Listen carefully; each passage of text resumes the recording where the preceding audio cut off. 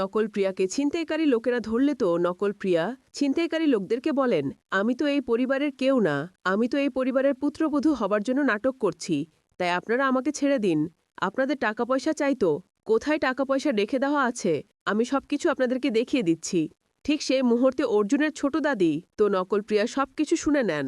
তিনি নকল প্রিয়াকে কিছু বলতেই যাবেন, ঠিক সেই মুহূর্তে ছিনতাইকারী লোকেরা নকল প্রিয়া এবং সেই সাথে অর্জুনের ছোট দাদিকে অজ্ঞান করে ফেলে। এরপর তো মিশ্রি তার নিজের জীবন বাজি রেখে অর্জুনের পুরো পরিবারকে বাঁচিয়ে নেন। সেই সাথে অর্জুনের নামের মেহেদি অর্জুন এবং মিশ্রির একসাথে পড়ে গিয়ে হাতে লেগে যায়। সেই মুহূর্তে তো নকল প্রিয়া অর্জুনের ছোট দাদিকে বলেন, নানি, অর্জুনের হাতের মেহেদি তো মিশ্রির হাতে লেগে গেছে।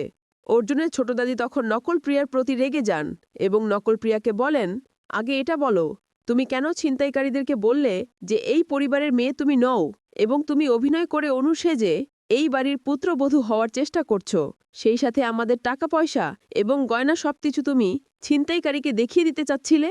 এসব শুনে তো তখন নকল প্রিয়া একদম চমকে যায়। সো ভিউয়ার্স, আপনাদের কি মনে হয়, তাহলে কি এবার অর্জুনের ছোট দাদি নকল প্রিয়াকে বাড়ি থেকে বের করে দিবেন, নাকি অন্য কিছু ঘটবে?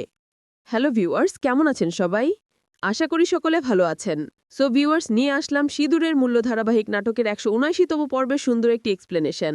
তাই ভিডিওটির মূল টপিকে ফিরে যাওয়ার আগে আপনারা যারা এখনও আমাদের চ্যানেলটিকে সাবস্ক্রাইব করেননি তারা অবশ্যই গাইজ নিজ ভাই মনে করে চ্যানেলটিকে সাবস্ক্রাইব করে দিবেন। সো ভিউয়ার্স, সিঁদুরের মূল্য ধারাবাহিক নাটকের ১৭৯তম পর্বের শুরুর দিকে আপনারা দেখতে পারবেন ছিনতাইকারীরা মিশ্রিদের রুমের দরজা খুলে মিশ্রির রুমে ঢুকে পড়ে এবং সেই সাথে মিশ্রি তখন রুমের মধ্যে লুকিয়ে পড়ে। এরপর তো ছিনতাইকারীরা সিন্দুক খুঁজতে লাগে। এর পরের দৃশ্যে আমরা দেখতে পাই ছিনতাইকারীরা নকল প্রিয়ার ছবি দেখে এবং নকল প্রিয়াকে তো সামনে দেখতে পায়। এরপর দৌড়ে গিয়ে নকল প্রিয়াকে ধরে ফেলে।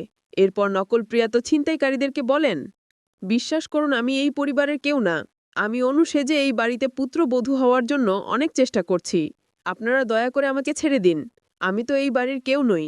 আর তাছাড়া আপনাদের টাকা লাগবে তো এই বাড়ির কোথায় টাকা পয়সা এবং সবকিছু রাখা হয় আমি সবকিছু আপনাদেরকে দেখিয়ে দিচ্ছি।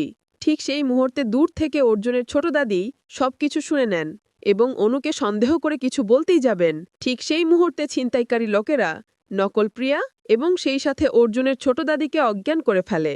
এরপরের দৃশ্যে আমরা দেখতে পাই মিশ্রি লুকিয়ে রয়েছেন এবং ছিনতাইকারী লোকেরা তো সিন্দুক খুঁজছে, কিন্তু মিশ্রি তখন একটু চুপেচাপি লুকিয়ে লুকিয়ে সেই রুম থেকে বাইরে চলে আসেন। ঠিক সেই মুহূর্তে ছিনতাইকারী লোকটি তো তা বুঝতে না পেরে সেই রুমের মধ্যে এখনও সিন্দুক খুঁজছে। এর পরের দৃশ্যে আমরা দেখতে পাই ছিনতাইকারী সেই লোকেরা মিশ্রির একটা ছবি দেখিয়ে বলতেছে, আজকে আর শুধু এই মেয়েটিকে কিডন্যাপ করা বাকি আছে। এরপর তো মিশ্রিকে কিডন্যাপ করার জন্য সেই লোকটি ছবি নিয়ে খুঁজতে থাকে। আর এদিকে তো মিশ্রি সেই অনুষ্ঠানে মেহমানদের সামনে যান এবং সেই সাথে মেহমানদেরকে দেখলেও অর্জুনের কোনো পরিবারের কাউকে দেখেন না, যার কারণে মিশ্রি বুঝে ফেলেন যে হয়তোবা তাদেরকে কিডন্যাপ করা হয়েছে। এরপর তো মিশ্রি তার মুখটা ঢেকে রাখেন এবং সেই সাথে ছিনতাইকারী একটি লোককে দেখে মনে মনে ভাবেন যে এই লোকটিকে ছিনতাইকারী লোক মনে হচ্ছে, আমাকে কিছু একটা করতে হবে।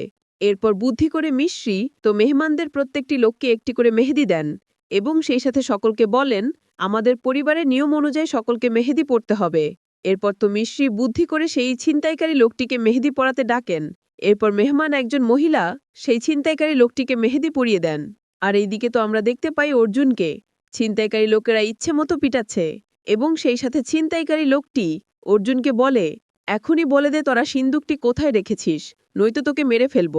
আমি তোদেরকে বেশি সময় দিতে পারবো না, ১ থেকে ৩ পর্যন্ত গুনব, এর মধ্যে যদি তুই বলে না দেস তাহলে তোকে মেরে ফেলব। এরপর তো অর্জুনের মা সহ অর্জুনের পুরো পরিবার অর্জুনকে নির্যাতন করতে নিষেধ করলেও তারা কোনো কথাই শোনেন না। এর পরের দৃশ্যে আমরা দেখতে পাই মিশ্রি যেই লোকটিকে মেহেদি পরিয়ে দিয়েছে সেই লোকটির পিছনে যান এবং সেই সাথে লোকটিকে আঘাত করেন এবং সেই সাথে মিশ্রি বলেন, এখনই বলে দে আমাদের পরিবারকে কোথায় রেখেছিস, নয়তো তোকে উচিত শিক্ষা দেব। কিন্তু উল্টো তো ছিনতাইকারী লোকটি মিশ্রির মাথায় বন্দুক ঠেকায় এবং সেই সাথে মিশ্রিকে ভয় দেখিয়ে বলে, বেশি নড়াচড়া পড়বি না, হাত ওপরে তুলে চল সামনের দিকে। এর পরের দৃশ্যে আমরা দেখতে পাই ছিনতাইকারী তো অর্জুনকে অনেক কষ্ট দিচ্ছে এবং বাড়ির সকলেই তো তাদের জন্য অনেক কষ্ট পাচ্ছে। সেই সাথে মিশ্রি কৌশল করে সেই ছিনতাইকারী লোকটিকে বোকা বানিয়ে তার হাত থেকে পিস্তলটি কেড়ে নেয় এবং সেই সাথে তাকে গুলি করার ভয় দেখিয়ে বলে, এখনই তুই আমার পরিবারের কাছে নিয়ে চল। এর পরের দৃশ্যে আমরা দেখতে পাই ছিনতাইকারী তো অর্জুনকে বলতেছে, তুই তো শেষবারের মতো একটু সময় পাচ্ছিস, এখনই বলে দে, নয়তো এখনই তোকে মেরে ফেলবো। ঠিক সেই মুহূর্তে আমরা দেখতে পাই ছিনতাইকারীর হাতে একটি ঝুড়ি এসে লেগে তার হাতের বন্দুকটি পড়ে যায়, এবং তখনই তো আমরা মিশ্রির আগমন দেখতে পাই। মিশ্রি একটি বন্দুক হাতে নিয়ে ছিনতাইকারী দলের প্রধান লোকটিকে গুলি করে মেরে ফেলার হুমকি দিয়ে বলেন, এখনই যদি নিজেকে বাঁচাতে চাস তাহলে এখনই আমার পরিবারের প্রত্যেকটি লোকের হাতের বাঁধন খুলে দে। এরপর তো ছিনতাইকারী লোকগুলো অর্জুনের পুরো পরিবারের প্রত্যেকটি লোকের হাতের বাঁধনগুলো খুলে দেয়।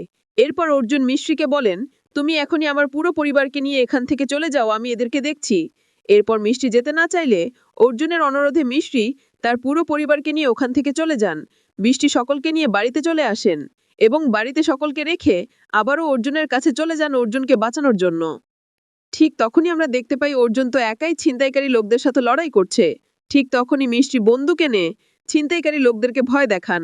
এরপর তো একটা পর্যায়ে ছিনতাইকারী একটি লোক কৌশল করে তাদের হাত থেকে বন্দুকটা নিয়ে নেয় এবং সেই সাথে বাড়িতে এসে পুরো পরিবারের সকলকে ভয় দেখিয়ে বলে, অনেক হয়েছে, আর না, তোমাদের বাড়ির সকল টাকা পয়সা আমাদেরকে দিয়ে দাও। ঠিক সেই মুহূর্তে তো অর্জুন কৌশল করে ঠেলাগাড়ি তাদের শরীরের ওপর ঠেলে দিলে ছিনতাইকারী লোকেরা পড়ে যায় এবং ঠেলাগাড়ির ওপরে যে অর্জুনের নামের মেহেদি ছিল সেগুলো মেঝেতে পড়ে যায়। এরপর অর্জুন এবং মিষ্টি সেখানে পড়ে গেলে অর্জুন এবং মিষ্টির হাত সেই মেহেদির উপরে পড়ে যায়। এরপর বাড়ির সকলে এসব দেখে চমকে যান। ঠিক তখনই পুলিশ আসে এবং ছিনতাইকারী লোকদেরকে পুলিশ ধরে নিয়ে যায়।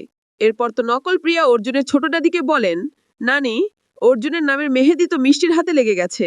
এই কথা শুনে অর্জুনের ছোট দাদি নকল প্রিয়ার প্রতি রেগে যান এবং নকল প্রিয়াকে বলেন, আগে এটা বলো, তুমি কেন ছিনতাইকারীদেরকে বললে যে এই পরিবারের মেয়ে তুমি নও এবং তুমি অভিনয় করে অনুসেজে এই বাড়িতে পুত্রবধূ হবার চেষ্টা করছো, সেই সাথে আমাদের টাকা পয়সা এবং গয়না সবকিছু তুমি ছিনতাইকারীকে দেখিয়ে দিতে চাচ্ছিলে। এসব শুনে তো তখন নকল প্রিয়া একদম চমকে যায়। সো ভিউয়ার্স, আপনাদের কি মনে হয়, তাহলে কি এবার অর্জুনের ছোট দাদি নকল প্রিয়াকে বাড়ি থেকে বের করে দিবেন নাকি অন্য কিছু ঘটবে? সো ভিউয়ার্স, এই ছিল সিঁদুরের মূল্য ধারাবাহিক নাটকের ১৭৯তম পর্বে সুন্দর একটি এক্সপ্লেনেশন। তো আপনাদের কাছে কেমন লেগেছে অবশ্যই কমেন্টে জানাবেন এবং পরবর্তী ভিডিওর এক্সপ্লেনেশন ভিডিওটি সবার আগে দেখতে হলে অবশ্যই আমাদের চ্যানেলটিকে সাবস্ক্রাইব করে আমাদের সঙ্গেই থাকবেন।